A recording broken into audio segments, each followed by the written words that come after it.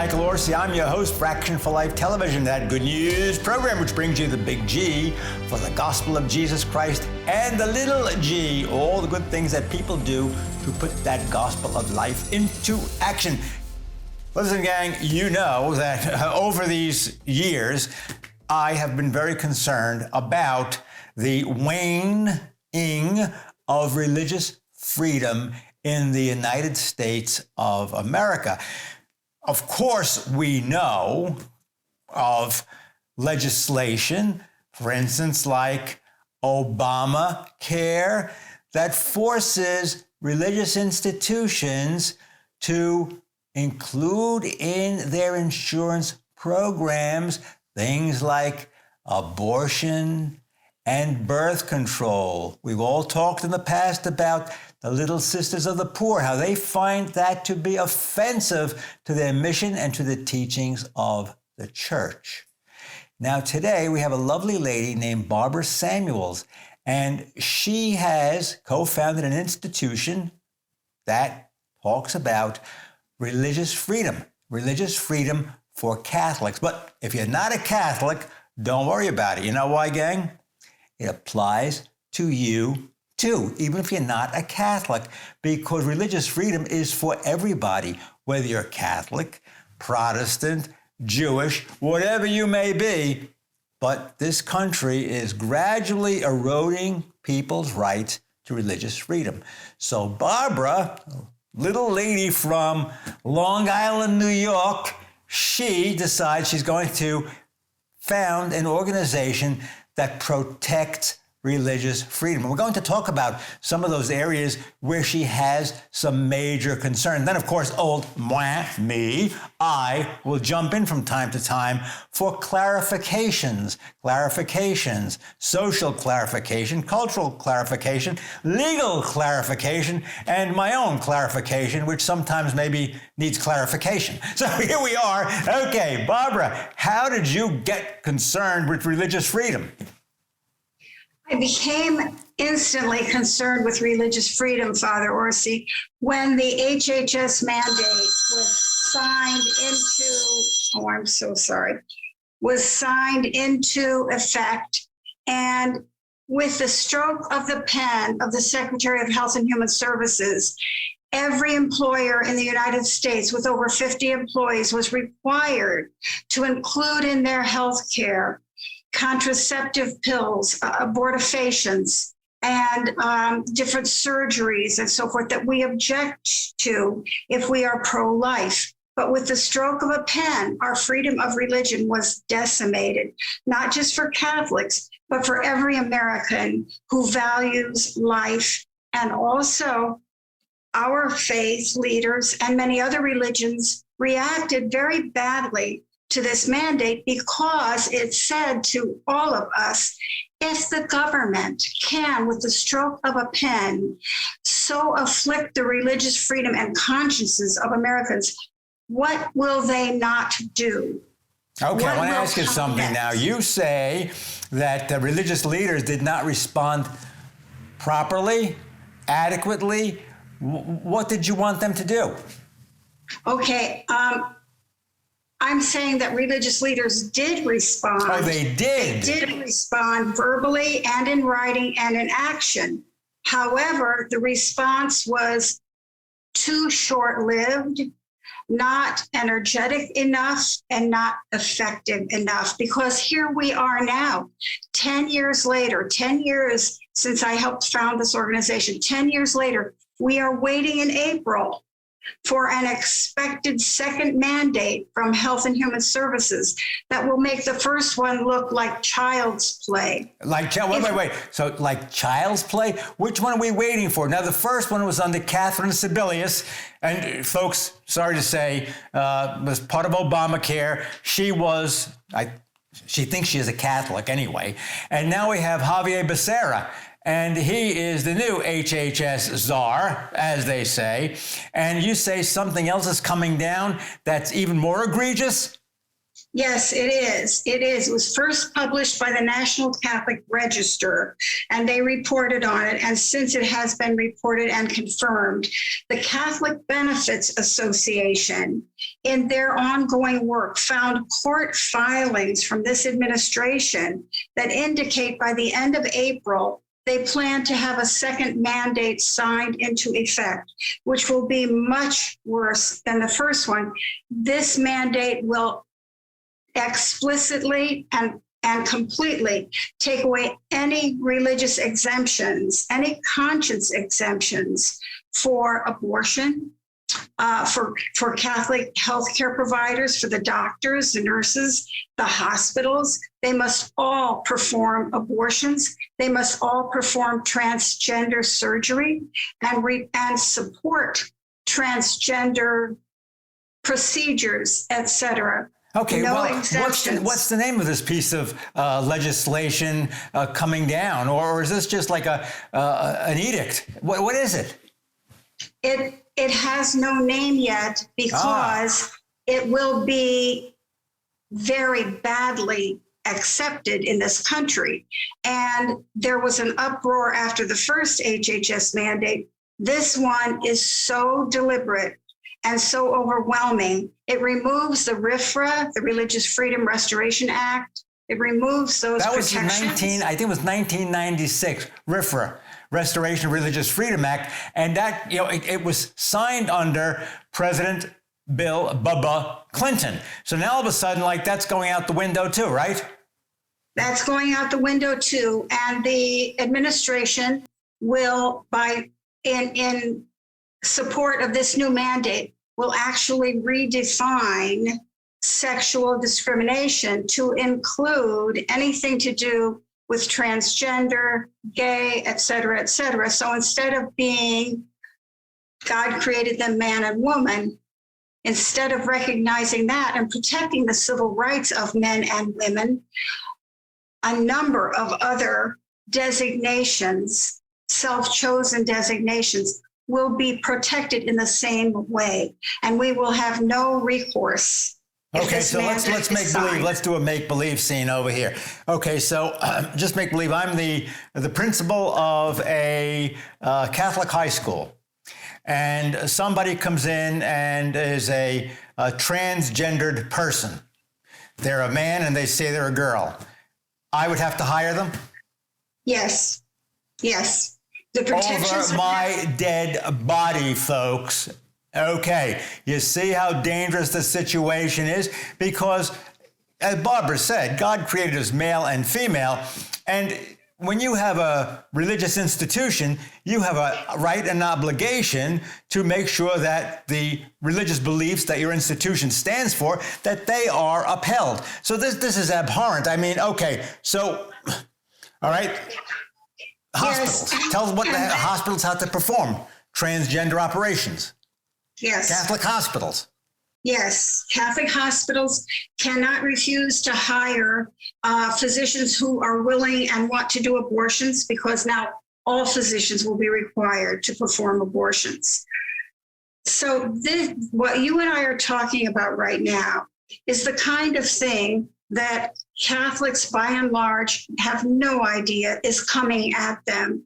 Now, because I've been doing this for 10 years, I get information from here and there, but the article is out there about this upcoming mandate. And my organization's purpose is to go into a Catholic church, any Catholic church, ideally in the United States, and be able to identify that there are people there who are watching religious freedom, people who are interested in religious freedom, who understand the importance of religious freedom. As it says on our button that we had made for the March for Life, religious liberty supports the right to choose life. We aim to have Catholics in every parish who will support religious liberty, understanding that religious liberty not only protects life, it protects all of our liberties, because our founders believed that all of our liberties come from God, and that the first of those liberties are life and liberty, as Thomas Jefferson Going along said. this, ladies and gentlemen, I don't have to tell you this because you are a very intelligent audience. That's why you watch this program, because you're an intelligent audience, and you even get more intelligent by watching this program. Religious freedom comes in the Constitution under the First Amendment, but tied in with that is also freedom of speech. Correct, Barbara? Freedom of speech. Yes. Now, I want to ask you this. If this no-name legislation or law or edict, I don't know what it's going to be yet, because you say there's no name. All right. It will be a regulation. A regulation. You see, folks, let me tell you these regulations. Regulations. You see, there's pieces of legislation that's going through, the various steps to becoming a law, maybe becomes a law. And then there's all these administrative offices, and HHS comes under administrative offices. And then when I was in law school, it was like administrative law, we called it. And Yes. These administrative organizations or different levels of implementing a rule or a law. They set up like a cabinet position, correct, Barbara? A little cabinet position, Yes. certain offices to handle implementing what they say the law is, and then it goes down to the administrative level, maybe a level that's found in, say, the cabinet level, and then they have all of their administrative offices under that. HHS is one of them. Then what happens?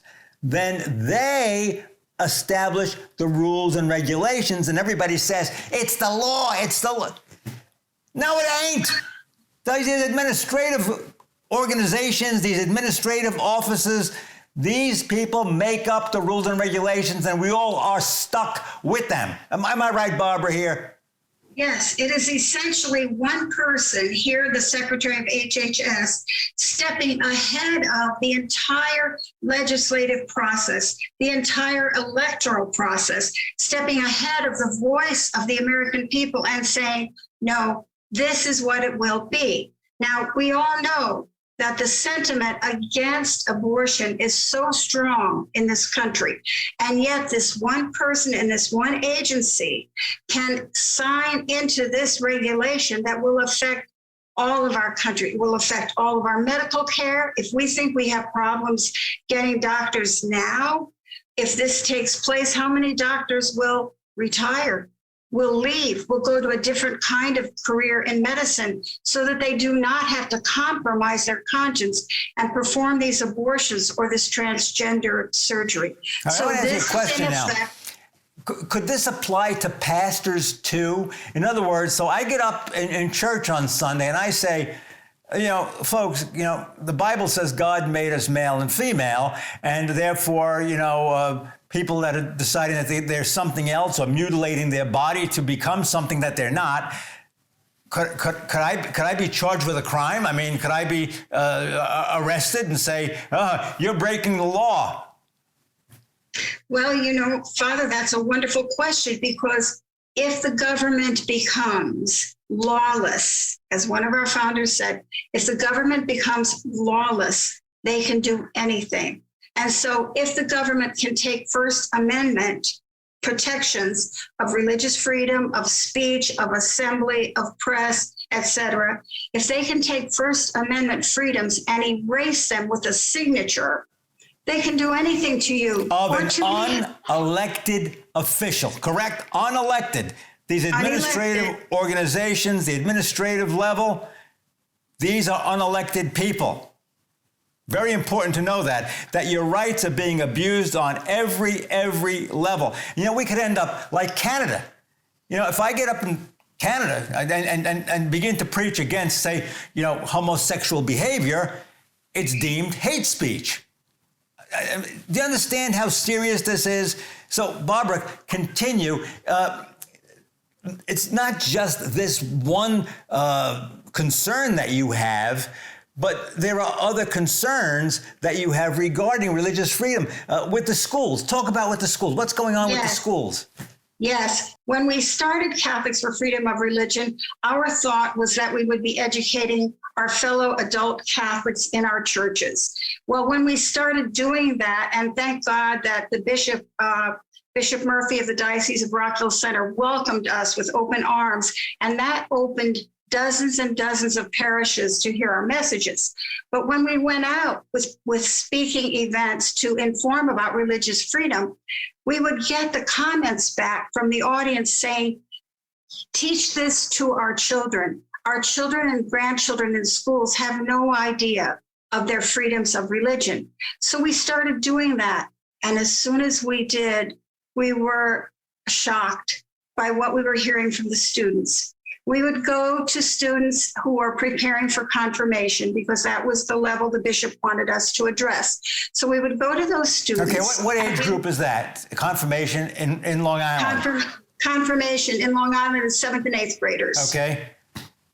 So we would go and speak to these groups of students, and we would tell them that the guidelines for religious freedom in schools are very clear. They were first written at the request and instruction of President, who you referred to earlier. Which one did I refer to, Bubba? Yes. You could yes. say it's not a bad Bubba. Yes. Yes. But what we tell students is what is in those guidelines. It is their protection that they may pray at many different times during the school day, as long as it is not during instructional time and as long as it is not disruptive, that they may wear religious clothing and religious jewelry, because if a school allows a student to wear a T-shirt with a message about anything, a sports team, anything, then they cannot discriminate against a religious message. We tell our students they are allowed to form religious clubs. They can have a Bible study group. They can have a pro-life group. You see, folks, what Barbara's telling us is this. Although officially the school cannot, unfortunately, promote prayer and Bible study, if this arises from the students themselves, the student wants to, say a prayer while walking the hallway, that's fine. I mean, I guess you can't shout it all over the place, but, the group of students can get together and say, let's pray before class, correct? Yes, they're absolutely. in the cafeteria. Let's say a prayer before we eat if the students want to do that. They could also start a club. They could have a club that does Bible study as long as it comes from the students. And I suppose the same is true for sports, right? If a little sports team, baseball, or football, or basketball, they want to get together and say a prayer before a game, that's permissible, correct? Of course, as long as it's student-led, the teachers are considered agents of the state. Therefore, they may not lead prayer and lead religious, comments and so forth. But a student may certainly do that. Students certainly may do that. Students may also, at their graduation, speak about God and the influence of their faith on their success in school. And all the things that I'm telling you about, the students are allowed to do every day in this country. Students are denied those rights.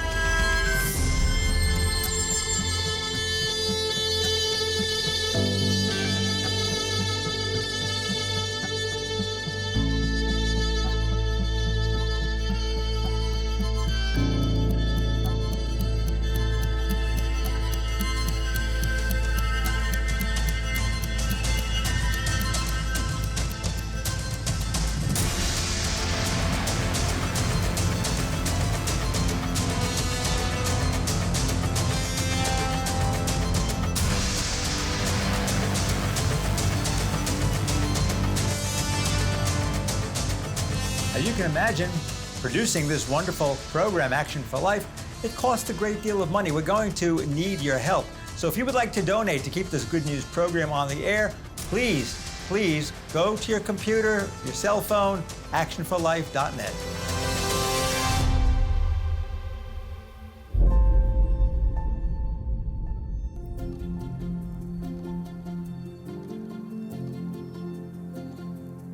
Thought for the day. A lot of people think that the religion is only for the next world. Well, it's very much for this world too. It has an impact on our daily lives.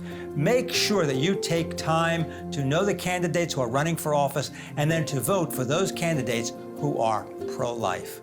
Okay, well, let me ask you this. Okay, students denied rights. So, group of little kids. I mean, even high school kids. See, they got them at a good age. They were getting ready 7th and 8th grade. They got ready to go to high school. And so, suppose a couple of these kids says, "Okay, we want to say a prayer before we have lunch." You mean they stopped? Sometimes they are. Sometimes they are. A teacher, an aide, an administrator.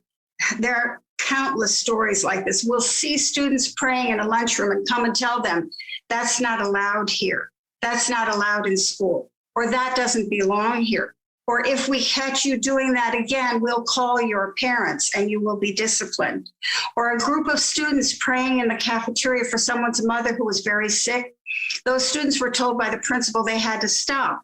And when they told the principal they were praying for this girl's mother, the principal said, all right, you can go up on the stage behind the curtain where no one can see you. I mean, ladies and gentlemen, I mean, this is so terrible. I'm laughing at it because it's so incongruent with any kind of common sense. It defies common sense. But this is where we are at the moment in this country. There's a case out in California, came up in 2015. A coach named Joseph Kennedy and his Bremerton School District in California. Now, I'm sure, Barbara, you know this case. Football coach, game's over, final whistle, he's at the 50-yard line, everybody's out of the place. He kneels down to say a prayer, to say thank you, God, for the game and for keeping my players safe and all that stuff. Some of his kids see him and they say, hey, that's a good idea. Let's go out and say a prayer with him. Some of the other kids from the other team then say, hey, look at that. We want to get in on that deal too. They all go out there. Nobody's forced to do anything. Stands are cleared. Teacher's not forcing anybody to do anything at all. They bring the case to court. It goes to the Ninth Circuit out in California, and they say you can't do that, and the school district fires the guy. It's coming up now before the Supreme Court. Am I right, Barbara? Yes, you're right. And you're correct in that. I know about Coach Kennedy, but I also know Coach Kennedy because I met him in Washington, D.C. at a conservative conference, and he was there with First Liberty Institute, who are defending him.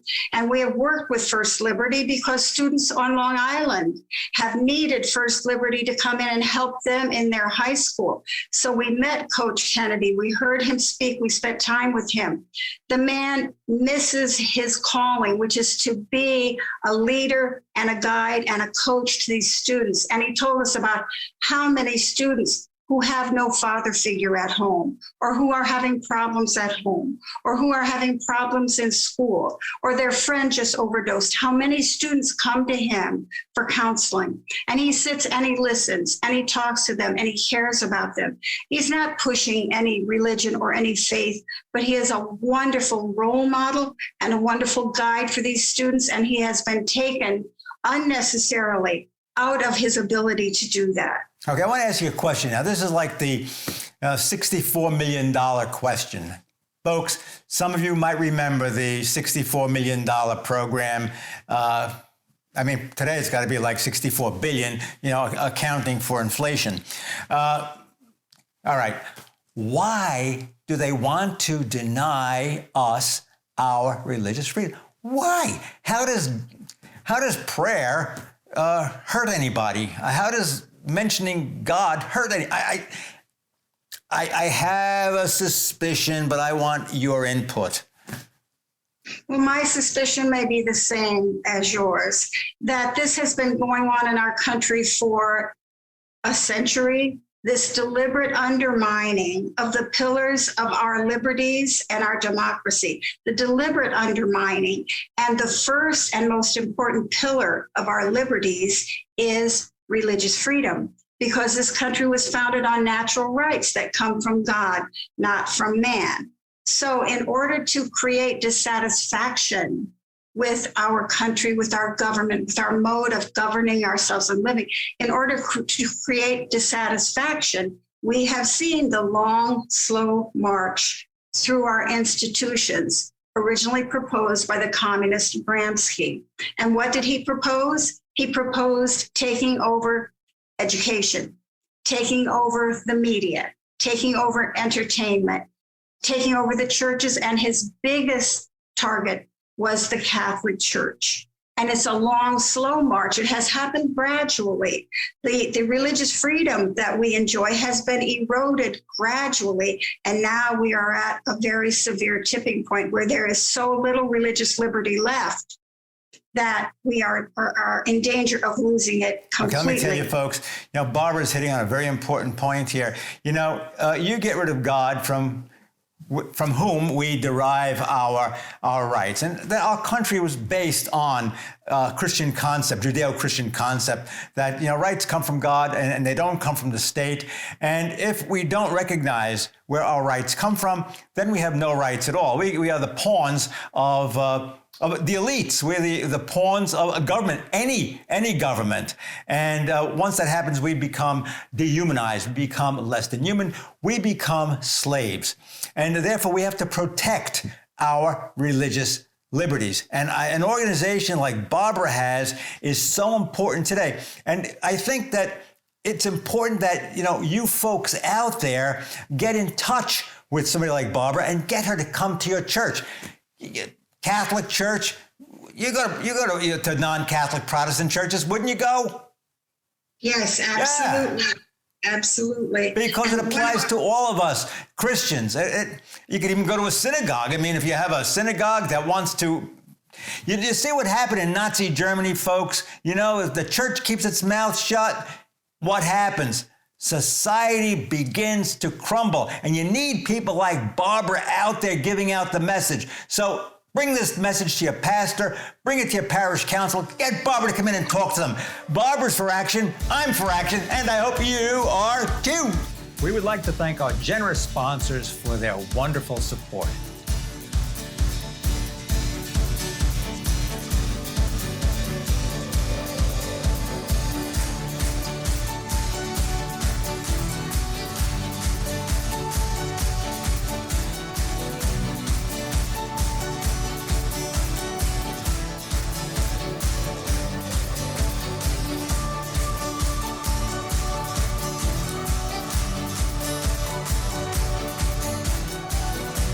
Thanks for watching. Please join us next time for Action for Life. I'm for action, and I hope you are too.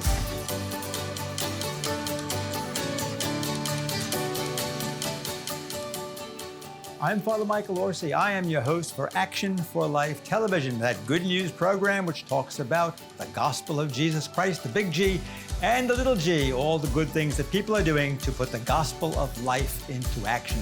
So please join us for the next episode of Action for Life. Hey gang, I know a lot of you sometimes can't watch all of our episodes of Action for Life. However, we have a solution for that. All you have to do is go to YouTube and search for Action for Life Florida. And you can catch up on all the shows, and guess what? Extra added bonus, you get to hear my weekly homily. So, YouTube and you make a fine couple.